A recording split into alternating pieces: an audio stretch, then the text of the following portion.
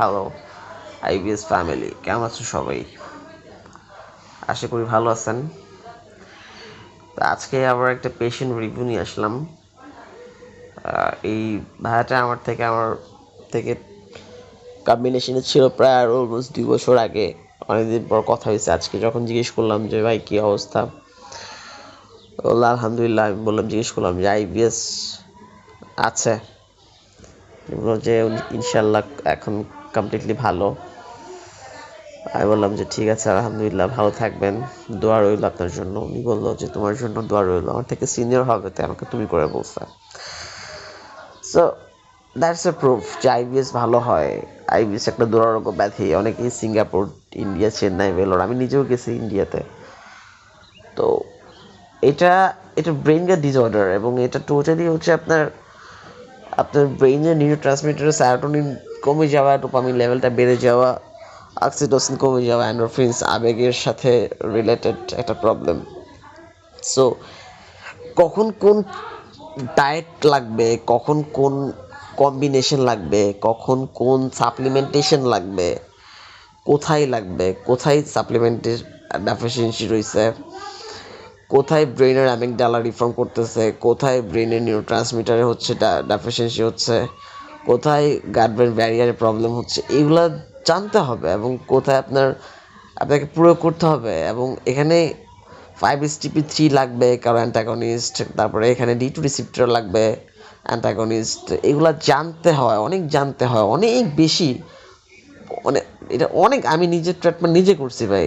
আমাদের কোনো doctor treatment করে সুস্থ করে নাই। নিজের ট্রিটমেন্ট নিজে যাই না, নিজে সুস্থ হয়েছি। কোন সাপ্লিমেন্টেশনটা লাগছে, কোন হার্বটা লাগছে, কোন মেডিসিনটা লাগছে, কখন লাগছে, কোনটা অ্যাসেসারাই না অ্যাসেনারাই নাকি ট্রাইসাইকেলিক, কোনটা কখন কীভাবে, সব নিজের ইয়েতে করে আমি নিজেরটা নিজে সুস্থ হয়েছি। এবং আমি আমার এক্সপিরিয়েন্সে আল্লাহ তাআলা সুস্থ করার মালিক করতেছে। তো এটার জন্য ফেইথ থাকতে হয়, বিলিফ থাকতে হয়। আমার ভিডিও দেখবেন, আমার প্রায় 102-3টা ভিডিও হয়ে গেছে। যারা আমাকে বিশ্বাস করবেন, একটা রোগে ভুগতেছেন, আপনি পারতেছেন না, আপনার বোঝার সক্ষমতা নাই, বা আপনি ফেলিয়ার, তখন আমার কাছে আসবেন, আমি আপনাকে যথেষ্ট হেল্প করব। বাট মাস্ট বি আপনাকে বিলিভ থাকতে হবে, বিশ্বাসযোগ্যতা থাকতে হবে। যদি বিশ্বাসযোগ্যতা থাকে তাহলে আমাকে ফোন করবেন। আর যদি বিশ্বাসযোগ্যতা না থাকে, প্লিজ আমাকে কল করবেন না। ডোন্ট কল মি এনিবডি, কারণ আমার দরকার নাই এত। ঠিক আছে, আমার তো ঠেকা নাই। আমার কথা হচ্ছে যে আমি পারি, সো আমার একটা প্রাউড থাকবেই, আমার একটু ইয়ে থাকবেই, কিন্তু আমার মধ্যে কোনো অ্যারোগেন্সি নেই।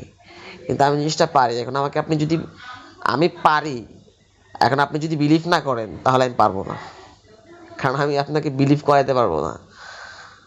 ঠিক আছে, আপনার যদি বিলিভ হয় যে না, হেল্পটা পারে, তাহলে আপনি আসেন আমার কাছে, ভালো কিছু পাবেন, সুস্থ হবেন।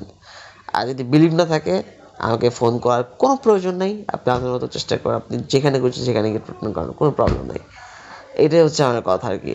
সো এই যে রিভিউ, আমি এই যে পারি, দেখছেন আমার এটা সাকসেসফুলি আমি তাকে করতে পারছি। এটা একটা বড়, অনেক বড়, উনি আমাকে দোয়া করছে না, এটা অনেক বড় একটা বিষয়।